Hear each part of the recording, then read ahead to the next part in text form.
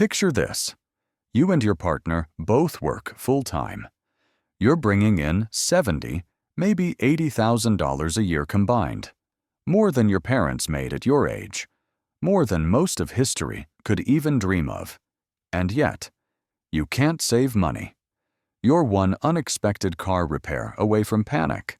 One medical bill from the credit card. You look at the bank account every Sunday night and think, where does it all go?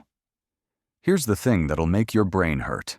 Statistically, you're probably broker than a single-income family from 1975, making half what you make. You have twice the workers, and less money left over at the end of the month. Let that sink in for a second. You're not bad with money. You're inside a trap. And today, I'm going to show you the math that proves it. My name is Leo, and I spend way too much time thinking about why smart, hard-working people feel like they're losing a game they didn't know they were playing. This video is about the two-income trap, the invisible equation that turns your second paycheck into smoke. If you've ever felt like you're working harder than your parents but falling further behind, hit that subscribe button right now because we're about to pull apart the machine. And if this clicks for you, smash the like button. It tells YouTube to show this to someone else who needs to hear it. Let's go. Here's what people believe. Two incomes equal twice the security.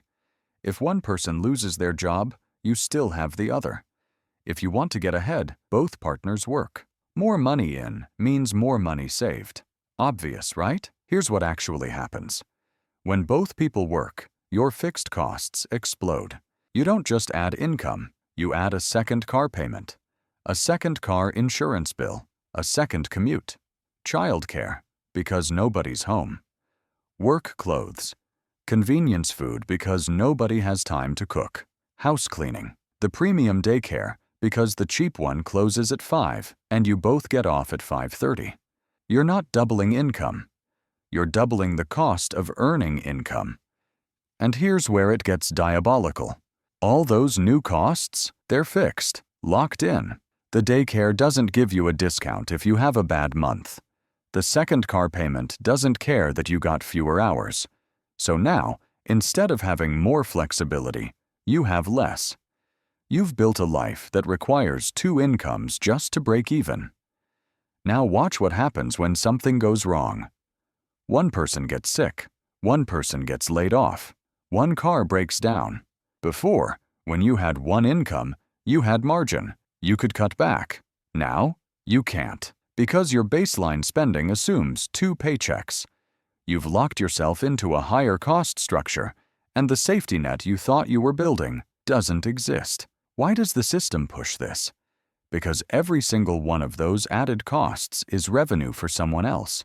The bank loves the second car loan. The daycare center needs your tuition. Your employer loves that you need the job. You can't afford to quit, so you take the raise instead of the boundaries. The economy runs on dual-income households spending every dollar. You're not failing. You're functioning exactly as designed. Let's make this concrete. Real numbers. No fluff. Let's say person A makes $50,000. Person B decides to go back to work and makes $35,000. On paper, the household just jumped from $50,000 to $85,000. Congrats, right? Now let's actually do the math. Childcare was $200 a month. That's $14,400 a year. We're already down to $2,600 net gain. Second car, let's say you buy used, finance $15,000 at 7%. That's about $285 a month, or $3,120 a year. We're at $1,780. Car insurance, gas, maintenance. Add another $3,000 a year conservatively. Now we're at $1,480. Taxes. Person B's income is taxed at the household's marginal rate. Let's say 22% federal, 5% state. That's $9,450 in taxes. We're down to $4,630. Work wardrobe, dry cleaning. Lunch is out. Another $1,200 a year. We're at $3,530. Convenience costs. Take out twice a week because you're both exhausted. House cleaning twice a month. Groceries from the expensive store because it's closer. Let's call it $2,400 a year. We're at $1,130. Person B is working full-time, 40 hours a week, 50 weeks a year, for 2,000 hours of labor for 130. That's 56 cents an hour. Before we even talk about the stress, the commute, the guilt, the loss of flexibility. But here's the part nobody talks about. That $130 doesn't even stay, because now you're in a higher cost lifestyle. You've moved to the better school district because you can afford it. You've financed the bigger house because we have two incomes. Those weren't decisions you made when you had one income, but now they're locked in. The second income didn't give you security. It gave you a higher cost floor, and the margin, the actual breathing room, shrank. So why do smart people keep doing this? First, fatigue. When you're working full-time, you don't have the energy to cook, meal prep, shop around, fix things yourself. So you pay the convenience tax every single day. Uber Eats, the closer gas station, the expensive daycare that has evening hours. You're not being lazy, you're being time poor, and time poverty is expensive. Second, scarcity mindset. When you feel broke, you think, I need to make more. So you work more, but you don't see that working more is costing you money until you sit down and do the math, and you don't have time to sit down and do the math because you're working. Third, social pressure. Everyone else has two incomes. The school district assumes it. The mortgage lender assumes it.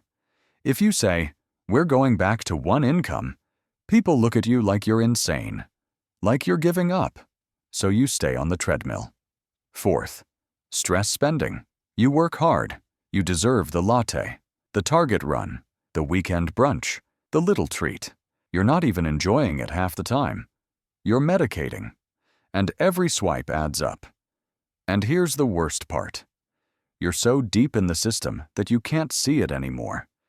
You think the problem is that you don't make enough, so you chase the raise, the promotion, the side hustle, and every extra dollar you make gets absorbed by the system. New tax bracket, higher childcare tier, the lifestyle creep that comes with, we can afford it now. You're not failing at money. You're trapped in an equation where the costs scale faster than the income. All right, enough doom. Let's talk about how you get out. Step 1. Audit the vampire costs. Sit down, tonight, this weekend, whenever, and list every single cost that exists because both of you work. Childcare, commute, convenience food, work clothes, cleaning service. The expensive gym membership you need because you're too tired to run outside. Add it up. Look at the real number. Most people have never done this. It's brutal, but you need to see it. Step 2. Calculate your actual hourly rate. Take that second income, subtract the vampire costs, subtract taxes, divide by hours worked. If it's under $10 an hour, you need to ask yourself, is this worth it? Not in theory, in reality. Is it worth the stress, the guilt, the time away from your kids, the loss of flexibility? Sometimes the answer is yes, sometimes it's not, but you need to know the number. Step 3. Build a buffer. This is the most important step. The trap requires you to live paycheck to paycheck. The exit requires margin, even if it's $500, $1,000. Enough to say no to a bad shift. Enough to quit the job that's killing you without facing eviction. Margin is freedom. Start there. Step 4. Cut fixed costs, not quality of life. The goal is not to suffer. It's to buy back flexibility. Can you downsize the car? Move closer to work? Switch to a cheaper daycare? Drop to 4 days a week instead of 5? Every fixed cost you cut is a piece of freedom you get back. Step 5. Run the one income test. Here's the exercise. Pretend one of you just got laid off, right now. Could you survive on one income for 3 months? If the answer is no, you're not in a two-income household. You're in a two-income trap. Your goal is to restructure so that you could survive on one, even if you don't, because that optionality, that's what security actually is. Step 6. Stop measuring income. Start measuring margin. The number that matters is not what you make. It's what you keep. It's how much is left over at the end of the month. That's your real wage. That's your freedom number. Optimize for that. Step 7. Build flexibility into your life. The second income should buy you options, not lock you into obligations. Maybe one partner goes part-time. Maybe you both work, but you keep your costs at the one income level and bank the second. Maybe you build a business on the side so you're not dependent on two employers. The goal is to make your life less fragile, not more. Here's the mindset shift. Your life is a business. Profit is the time and cash you have left over after expenses. If you're working more and keeping less, your business is failing. It doesn't matter what the revenue looks like. So here's the reframe. The two-income trap isn't about whether both people should work.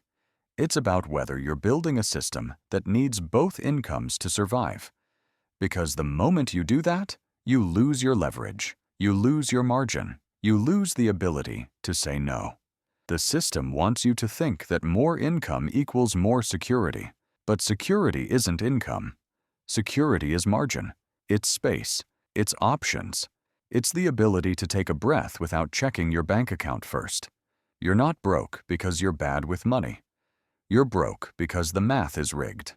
But now you see it. And once you see it, you can start building differently. If this hit you, subscribe. Share it with someone who's stuck on the treadmill. Drop a comment and tell me, what's your biggest vampire cost? Let's talk about it. And remember, you don't need to make more. You need to keep more. I'll see you in the next one.